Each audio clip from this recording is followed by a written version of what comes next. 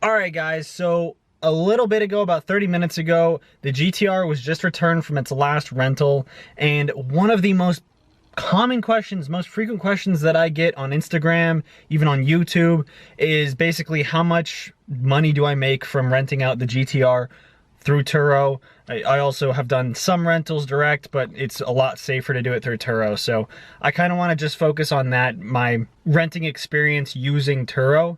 So I'm going to make a video showing you guys essentially how much money I make from renting my GTR, my 2017 Nissan GTR out on Turo.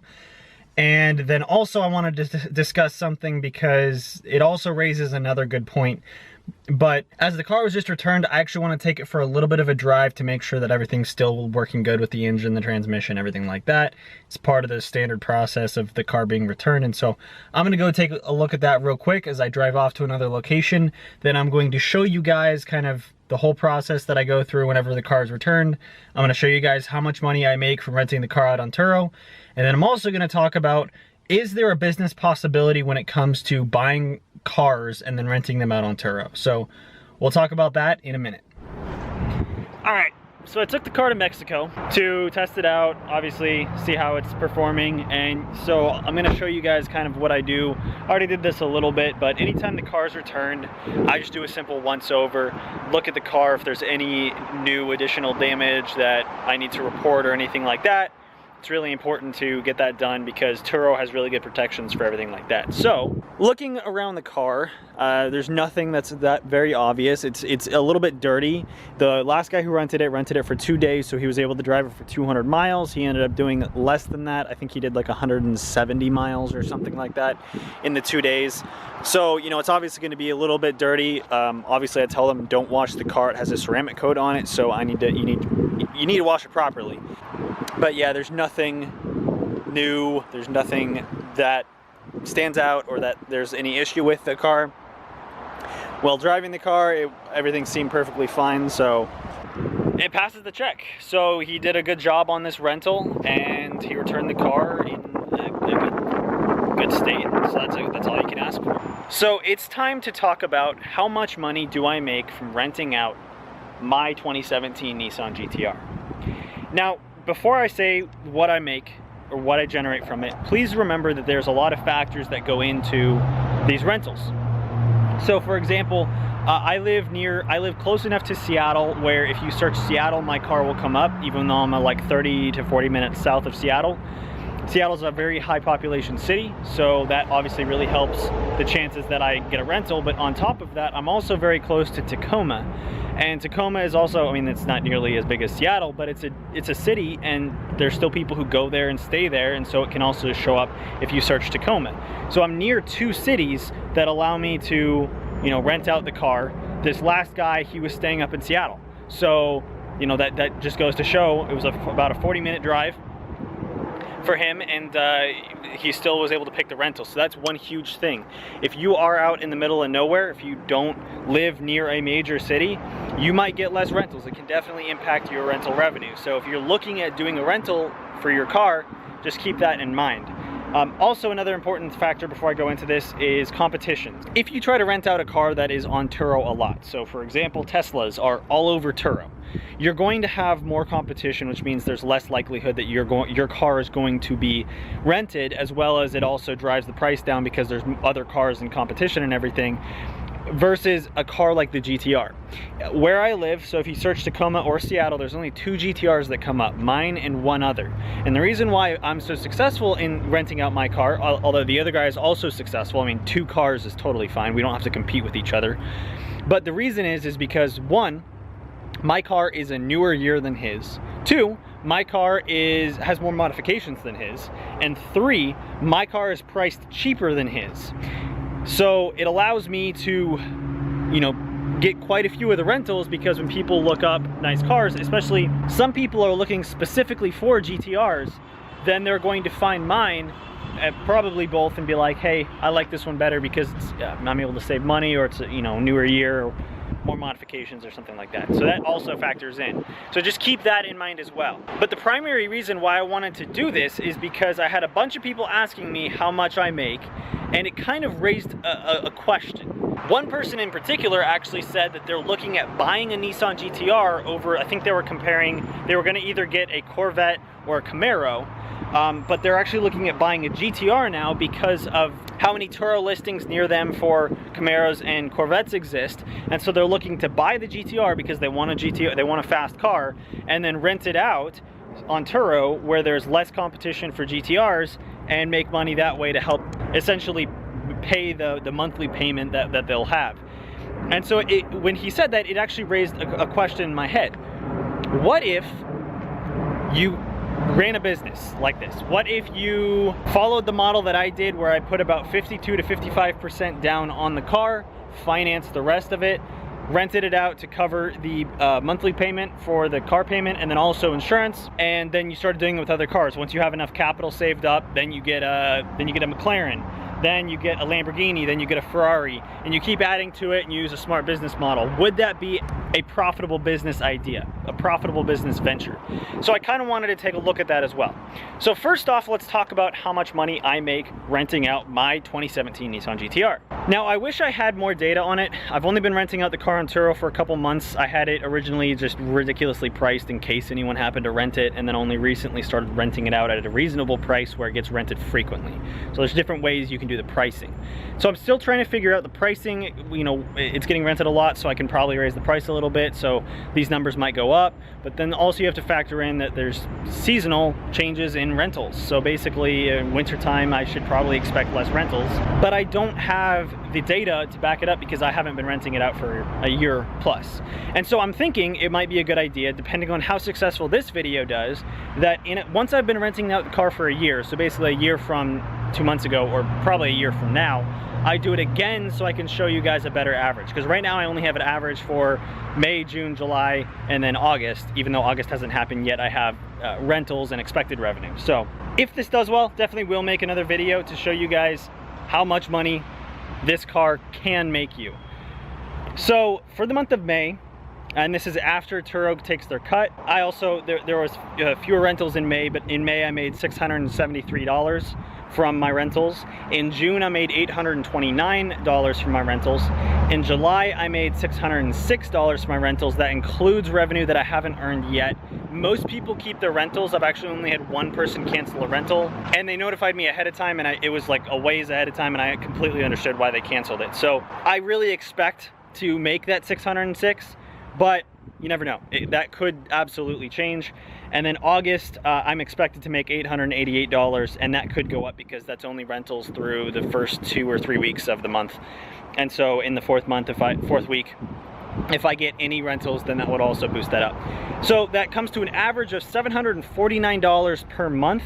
Now, the part that makes that number a little bit tougher to grasp is that May was a short month in terms of rentals, and July, which also brought it down, I had a blocked off 7-day period because I was actually out of town on vacation, and so I wasn't able to rent out the car then. So that number could have easily been higher than that.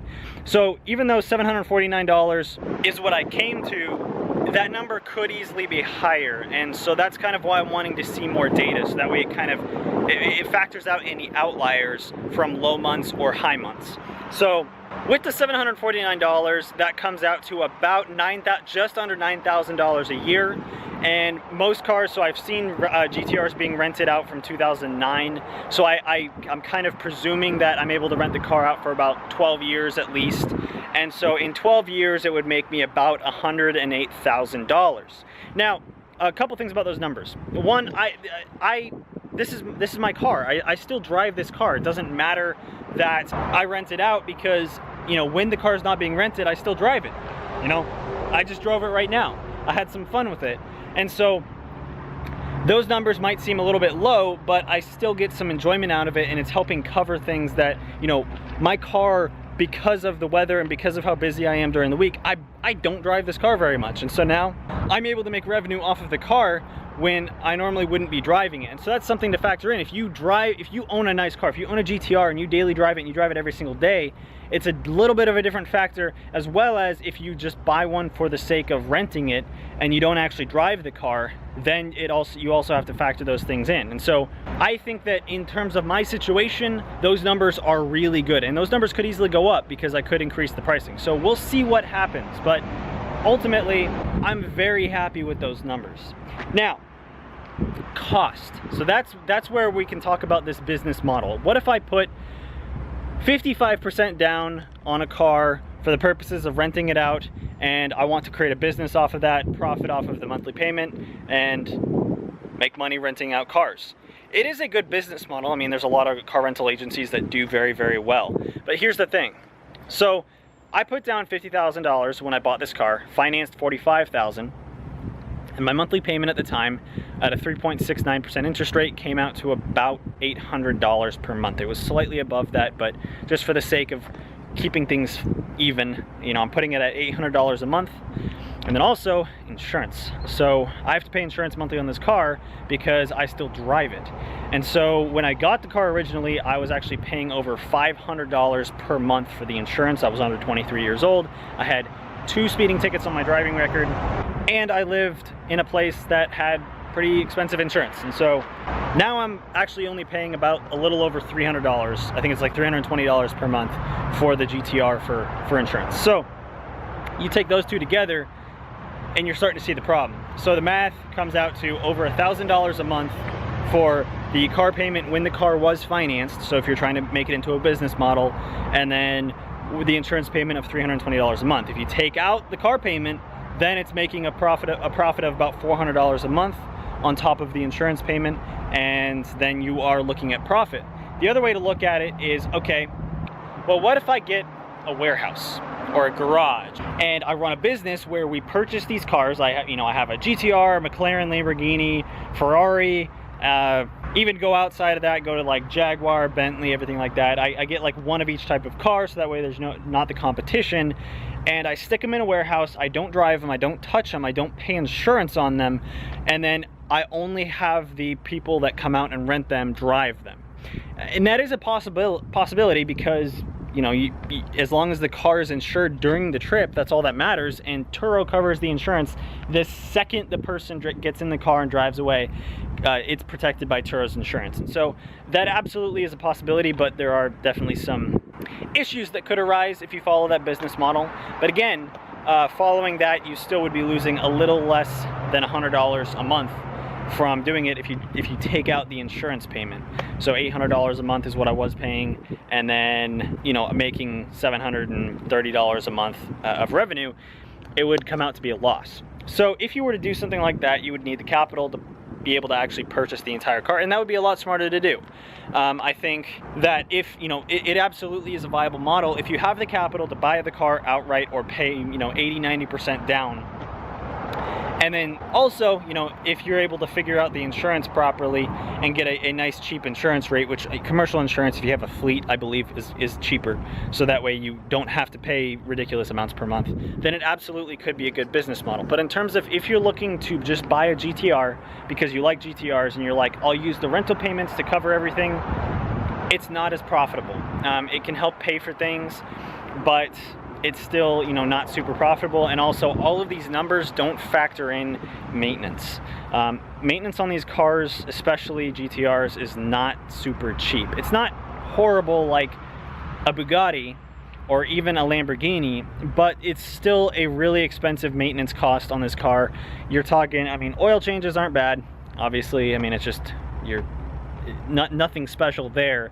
But when you talk about brakes, pads and rotors all around is about, you're looking at a minimum of $4,000, I think $4,200. When you're looking at tires, if you want decent tires, you're looking at a bare minimum of like $1,400, $1,500, possibly up into the $2,000 range for a good set of tires. And so, you know, you're going to be going through those as people continue driving them. And so you factor those costs in, and it becomes even less profitable. So for someone like me who owns the car, loves the car, owns it for personal reasons, and just rents it out because I don't drive the car a lot, this is actually a really good business model. Or it's not really a business model, but it's a really good extra form of passive income just, you know, renting the car out. But if you're doing it purely for the sake of running a business or paying for the actual car itself, you're going to be running into a few more issues. Now, obviously, like I said, these numbers are up in the air and they're up for debate based on how the car performs over the coming months. And so I will very likely, if this video does even decently well, make an update video to let you guys know. But again, if you have a second car, if you have another car that you drive, like I have my daily, so I don't drive this all that often, and you don't drive your fun fast car all that often, then it could actually be, you know, it can be a good source of extra income, and I would highly recommend it. Turo is really awesome at how they handle everything, how they handle processing the orders, how they handle protection for both the renter and the rentee, and then also protection for the cars, insurance, everything like that. It really, I think it's a very well done app, and they do a really good job of making it safe and I don't want to say profitable for everybody, but make it safe and an easy experience for everybody. So, you know, it's worth checking out, especially if you're renting a car. I highly recommend renting off Turo over renting through like Hertz or anything like that. You can actually get cars, if you're not talking about like GTRs, if you're talking about, you know, your standard sedans, you can get cars a hell of a lot cheaper off Turo than you can at like Hertz or any other car rental agency. So just something to keep in mind. But that's pretty much it.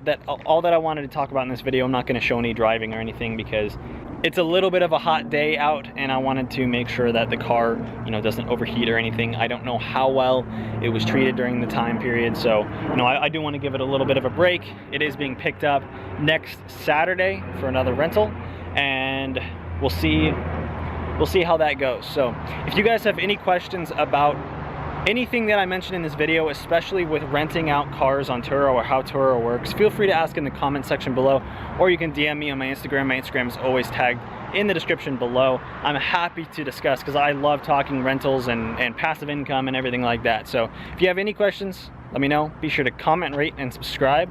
And as always, have a nice day.